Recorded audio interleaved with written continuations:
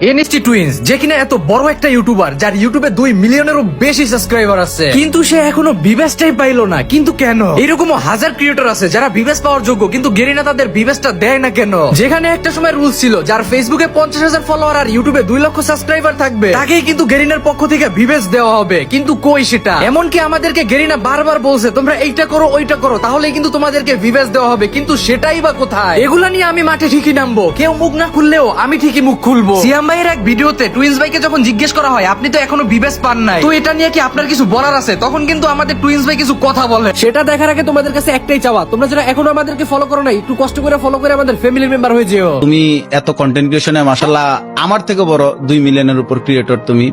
এখন আমার যে জিনিসটা আছে তোমার সেই জিনিসটা নাই, তুমি অনেক কষ্ট করতেছো, ভিউয়ার্স পাইতেছো না, এটা নিয়ে তোমার মতামতটা কি একটু বলো না শুনি। এখন মতামত হচ্ছে ভাই, ভাগ্যে নাই ভাই, থাকলে চলে আসবি না ভাই, দেখা যাক। এটা নিয়ে কি কোনো Wait করি। এটা কি ভাগ্যের দোষ নাকি কোনো অভিযোগ আছে তোমার?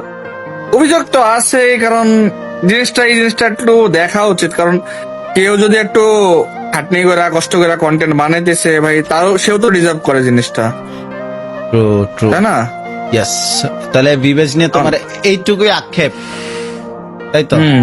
আচ্ছা, তুমি এই যে সুভাই মেন জিনিস কি, যারা ডিজার্ভ করে তাদের তো অ্যাটলিস্ট দেওয়া উচিত, হ্যাঁ। এই হচ্ছে কথাটা।